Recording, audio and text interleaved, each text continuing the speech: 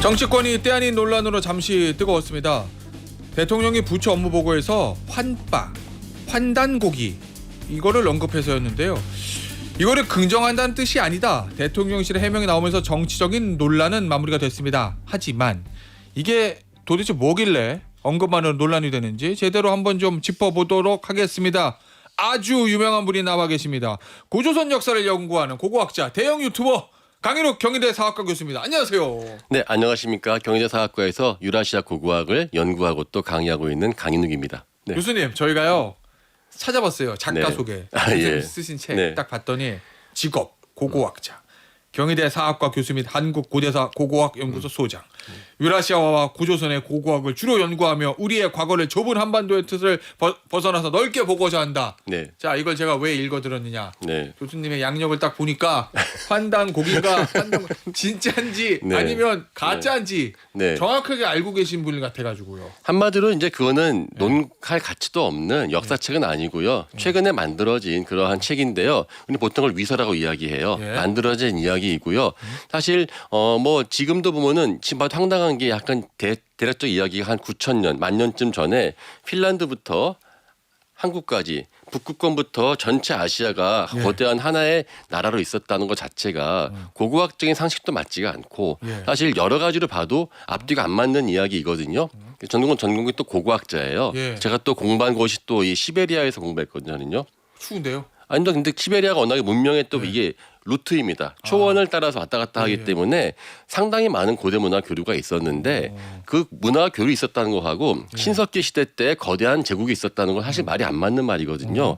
사실 그게 옛날에 우리는 그런 게 있었어요. 우리가 되게 못 살고 식민지 벗어난 지 얼마 안 되기 때문에 우리도 뭔가 좀 멋있는 역사가 있지 않았을까라고 하는 그러한 바람이 한국뿐 아니라 전 세계적으로 다 있었어요. 예. 그래서 각자가 자기 나라를 돋보이기 위해서 다양한 역사서를 만들고 그걸 신봉하는데 그거는 꼭 증명하는 것이 아니라 신념의 차원이었거든요. 예. 근데 이것이 지금 우리나라는 여전히 있다는 게 저는 이해가 안 가고 사실 지금 이번에 또 그 대통령께서 언급하셨는데 예. 논란이 있었어요. 한 10년쯤 전에요. 예. 2013년도에 그 박근혜 대통령도 한번 환단고기를 언급해가지고 맞아. 예. 난리 났었거든요. 근데 이번에는 아예 그 자체가 워딩이 올라와가지고요. 마치 두 거대한 그러한 그 세력이 뭐 경쟁하는 것처럼 비춰지고 있는데 사실은 전혀 그렇지가 않고 예. 문제는 이게 이런 식으로 나와버리면은 세계적으로 한국이 너무나 역사 연구가 어떻게 이렇게 말도 안 되게 되어 있냐. 예. 당장 러시아부터 좀 화내지 않을까요? 아니면 쟤네 저 사람들은 왜 우리나라 땅 가지고 그러냐. 예. 저 같은 경우는 시베리아 같이 사람 못 살고 옛날에 제정 러시아 때는 왜 그런 유형 같은 추운 맞아요. 동네를 예. 왜 거기를 그렇게 말도 안 되는 것을 했냐. 그 나라가 있다 없다는 건 약간만 검색해 보면은 다 나오는 이야기고 AI의 구글에 얼마나 많은 예. 정보가 있어요. 알겠습니다. 하나씩 네. 좀 들어보죠. 일단 첫 번째 환단고기. 이거 뭐 한단고기라고 쓰는 사람도 있다던데. 네, 네. 이게 정확히 뭐예요? 환단고기는 무슨 뜻이에요, 이게? 사실 이게요. 그 1911년도에 개연소라는 분이 썼다라고 되어 있는데 그 전에 있었던 그 우리나라의 원래 고유에 있었던 역사서들을 갖다가 이제 참고해서 썼다라고 하는데요. 원문은 전해지지가 않고요. 무엇보다 개연소라는 분이 그 시대에 약 100년 전에 활동했던 분이기 때문에 어떠한 기록이든 이름이 있어야 되거든요. 예. 없어요. 예. 그 개연소라는 분이 나왔다는 건 한참 뒤에 그런 분이 있었다라고 하기 때문에 실제 있다는 거에 대해서는 증거가 없고 예. 1979년도에 이제 이유립이란 분이 환단고기를 영인을 해서 이렇게 막 세상에 내기 시작하거든요. 예. 근데 그와 같은 비슷한 책을 몇 번 그 전부터 냈었어요. 이유립이라는 사람이. 예. 그분은 이제 주로 이제 그 민족 종교 쪽을 활동하시면서 다양하게 이제 우리가 사실 뭐 우리나라가 독립된 지 얼마 안 됐기 때문에 정체성이 무엇이냐 이런 것들에 대해 고민하면서 막 그런 책을 냈겠죠. 근데 이게 보면은 그러니까 그 문제인 것 같아요. 과거에 있었던 내용들을 이분이 좀 썼는데 실수를 했냐 아니면 아예 창작을 했냐 그 문제인데 사실 그거는 큰 의미가 없는 게요. 만약에 거기 나와 있던 것이 있으면은요. 지금 전 세계 고고학적으로 그게 나와야 되거든요. 전혀 안 나와요. 예. 일단 그러면은 1910년대 개연수라는 사람이 썼다는 것도 네. 79년에 이유리베라는 사람을 쓸 때 그렇게 본인이 주장했다는 건 거잖아요. 1940년대 50년대부터 이름이 조금씩 나오는데요. 예. 환단고기가 딱 나오는 것이 아니라 조금씩 개정이 되면서 나오기 시작해요. 40년대 50년대부터요? 네네. 그럼 처음에 누가 썼는지는 아직 미스테리네요. 약간. 사실 뭐 근데 그거는 많은 학자들이 밝히고 있는데요. 예. 사실 그게 그렇게 들어가면 이게 사실 논쟁이 흐려지는 거예요. 예, 사실 그거는 누가 만들었는데 몇 번에 걸쳐서 일중했는데 저는 이렇게 비유하고 싶은 게요. 실제 사람의 사진이 있고요. 우리의 조상님은 이랬어라고가 그림 있다고 쳐요.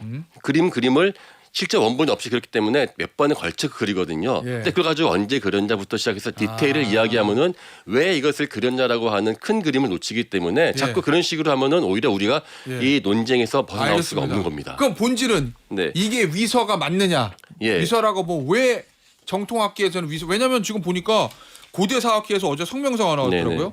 이재명 정부와 여야 정치권은 사이비 역사에 대해 단호한 입장을 취하라. 네. 사이비 역사라고 했고 네. 모든 학계에서 위서라고 보고 있다는 거고. 네.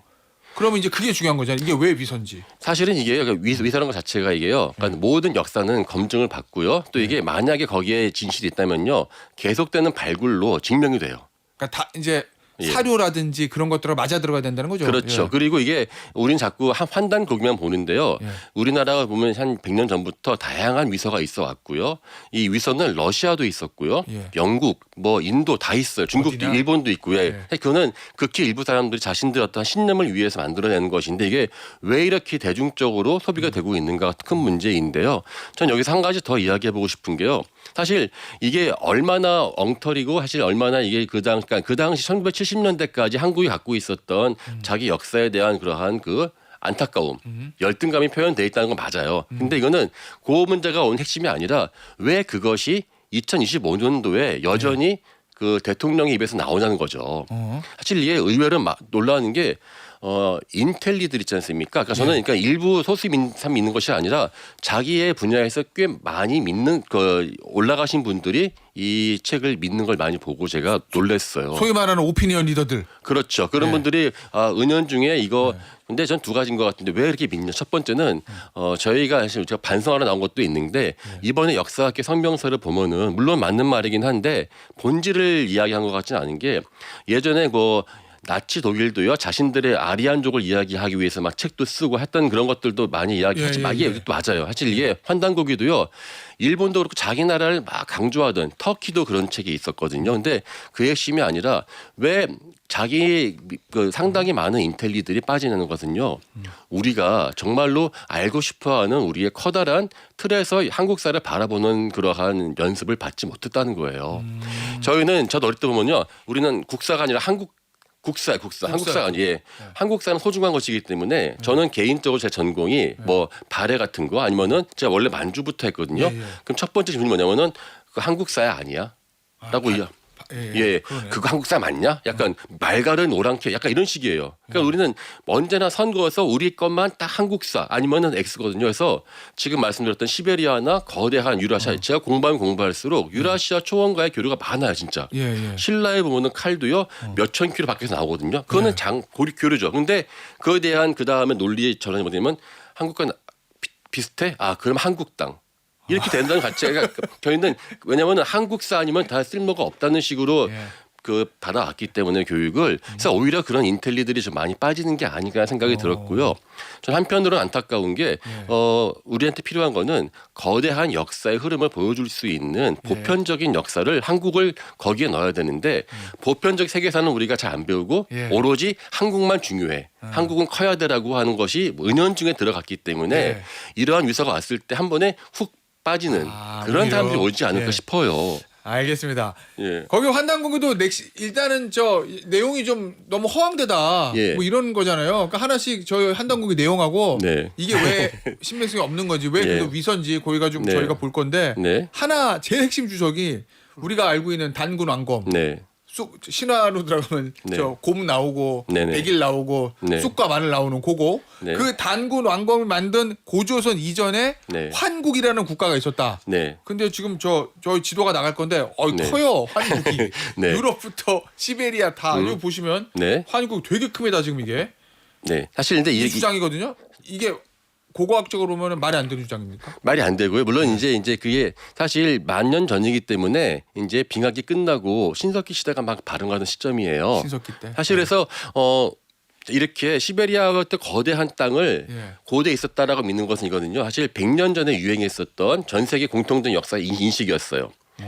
가장 좋은 예가 우리 그거 아시죠? 아틀란티스 대륙. 예. 그게 왜 대서양이 거대한 대륙이 있었다. 문명이 예. 있었다. 또 뮤 대륙. 그거는 태평양 한가운데 거대한 대륙이 있었는데 맞아. 침몰했다. 예. 사실 우리가 그 당시는 모든 사람이 과거로 올라갈수록 더 거대하고 멋있었을 것이다라고 믿었었어요. 그때는 고고학이 없었으니까. 예. 그래서 이게 똑같은 시기의 지도를요. 터키도 그려요. 그래서 왜냐면은 겹쳐요, 그럼 우리나라랑?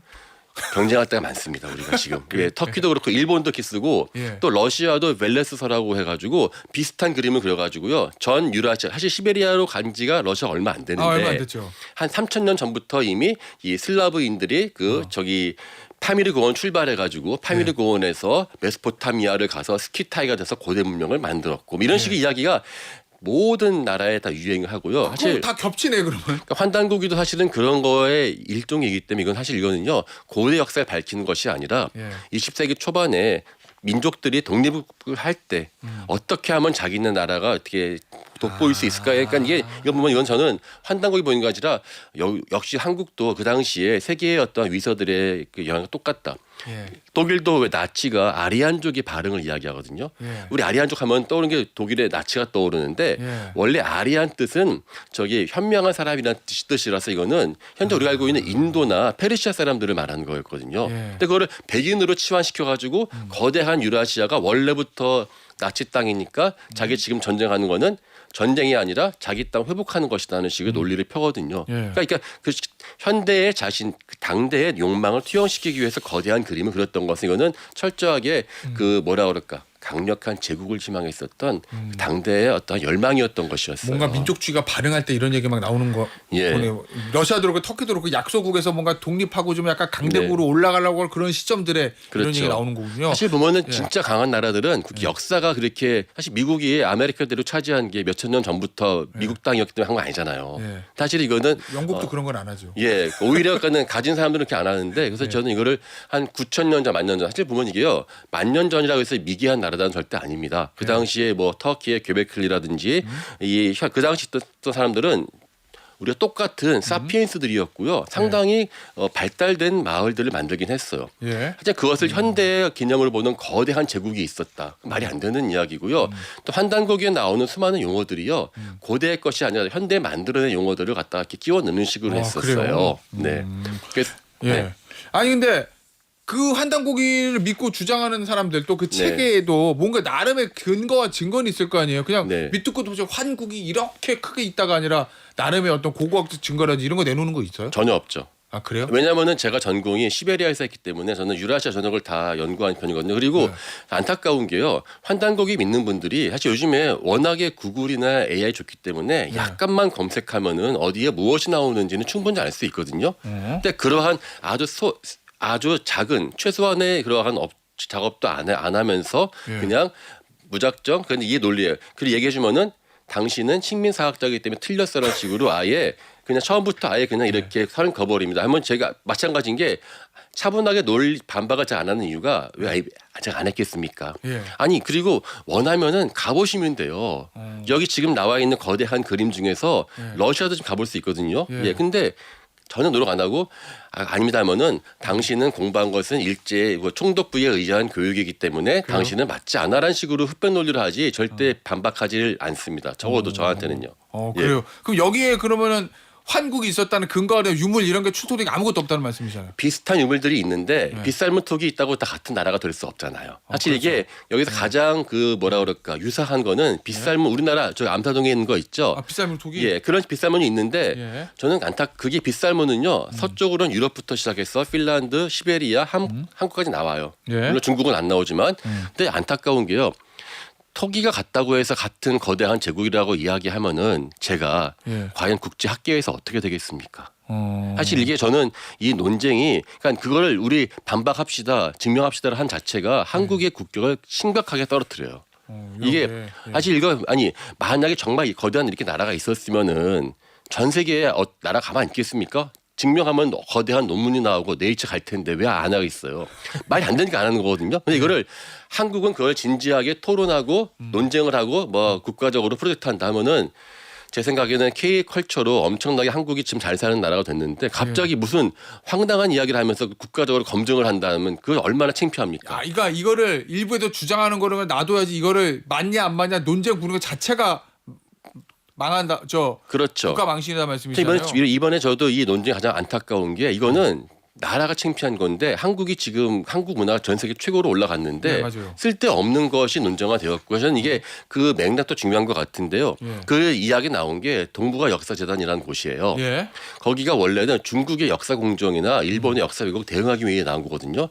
최근에 중국의 발해나 만주에 대한 역사 공정은 상상을 초월합니다. 동북 공정에 비할 수가 없을 정도로 강력해요. 그래요. 우리 지금 거기에 대응하기도 지금 예. 힘과 실력과 시간이 부족한데 예. 이 황당한 논쟁에 우리가 빠진다는 것 자체가 말이 안 되거든요. 그래서 중국도 자기네 하상주 단대 공정이라든지 예. 동북 공정 다양한 역사 공정을 만들죠. 근데 그거는 상당히 역사에 기반하면서 그걸 막 비틀는 거거든요. 아, 기본 나름의 근거를 가지고 그걸 다르게 해석하고 이런. 반박해서 싸워야 되는데 우리는 황당한 것을 가지고 이렇게 그게 아니라 예. 만 년 전에 우리가 다 우리 땅이었어라고 하는 자체가 얼마나 심각한 이 시간과 논쟁의 소모입니까? 예.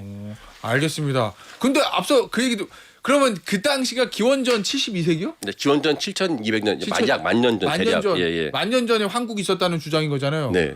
근데 지금 생각해보면 그 당시에 기술이나 교통수단 가지고 그 거대한 제국 유지가 있었다고 아니, 가능을 하니까. 이게 아니 그렇게 거대한 나라가 있고 아니 약간만 흔적이 있어도요. 또 그런 말 저 들었어요. 아니요 고고학자가 감추는 거 아니냐. 왜 감춥니까? 그거 하나 있으면 거대한 제가 전 세계적인 노벨상을 받을 수 있는 예. 얼마 전에 왜 그 네안데르탈인의 또 비슷한 그 급인 데니스 오바인으로 노벨상 받았는데 왜 안 받겠습니까? 그거는 사실 그리고 전 한편으로는 또 우리 역사학계도 조금 반성할 부분이 있는 것 같은 게요. 예.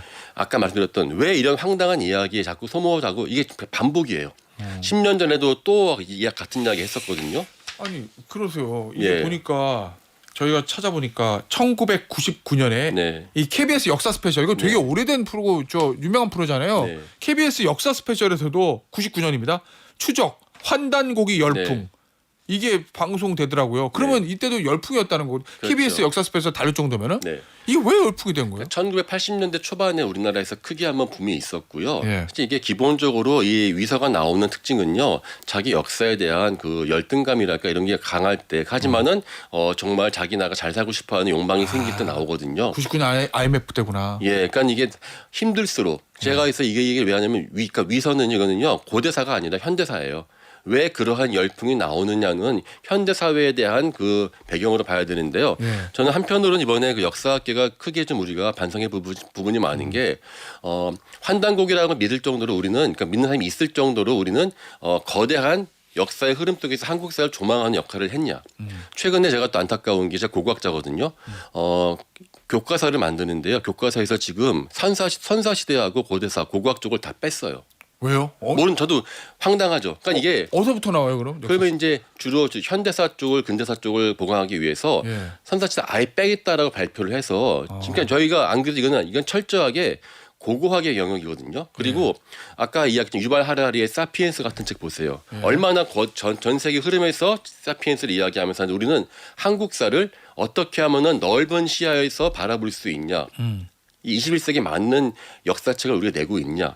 저희는 그러지 못해요. 그러니까 이게 사람들이 자꾸 대안을 찾다 보면은 예. 몇 명은 그런 이상한 황당한데 빠지고 특히 또 나라가 어렵거나 세상이 더 고립화될 때는 그런데 하나 보면은 마치 판타지에 빠지듯이 예. 빠지는 분들이 있는 것 같고요.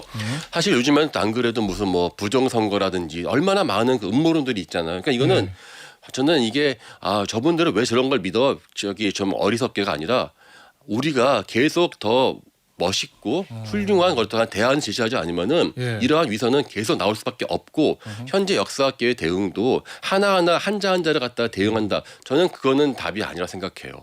네. 아예 그럼 대응을 안 하는 게 맞는 거예요? 아니요. 저는 우리가 어떤지 좀 더 조망할 수 있는 보편사, 세계사적인 역사 속에서 한국사를 봐야 되는데 현재 환단고기 논쟁의 핵심 무엇이냐? 우리는 소중해. 우리는 달라. 예. 우리는 뭔가 저쪽에 닮았으면 다 우리 거야라는 식의 그러한 한국사 중심주의가 갇혀 있다는 것이죠. 전 그래서 저도 왜 이런 말씀 드리냐면 저는 전공을 시베리아에서 하고 예. 전 만주를 연구하니까 첫 마디가 너도 환단고기 믿냐는 게 첫 마디거든요. 같은 역사학계 내에서도 예. 내가 한번 더 검증해 봐야 이런 식으로 나오는 거예요. 그러니까 그런 식으로 그러니까는 그쪽 아예 우리도 연구를 안 하면서 예. 본인 전공들은 신라 백제하면서 저기 유라시아 어떻게 이야기하는 거 문제가 있다고 하는 거는 해답이 될 수 없다는 것이죠. 다시 유행할 가능성이 있을까요? 없겠죠? 저는 현재로서는 이제 좀 있다고 보는 게요. 어허. 왜냐하면은 이거는 논리 문제가 아니라 감정의 문제군요. 그리고 이게 그 핵심에 대해서 정확히 우리가 알고 그걸 대응해야 되는데 아직까지는 역사학계가 그걸 잘 대응하지 못하고 있고요. 궁극적으로는 한국사를 조망하는 거대한 비기스토리 같은 이게 얼마나 황당한지를 막 따지는 것이 아니라 이게 한국이 이렇게 좁은 나라지만은 참 다양하고 재밌었구나 하는 것을 보여주는 게 나올 때 비로소 이게 없어진다고 좀 보기 때문에 이번 기회를 통해서 고고학자인 저희가 더더욱이 노력할 수밖에 없을 것 같습니다. 알겠습니다. 네. 교수님. 오늘 재밌는 시간이었습니다. 환단고기 이야기 오늘 여기서 마무리하도록 하겠습니다. 강인욱 경희대 사학과 교수였습니다. 교수님 감사합니다. 감사합니다. 네.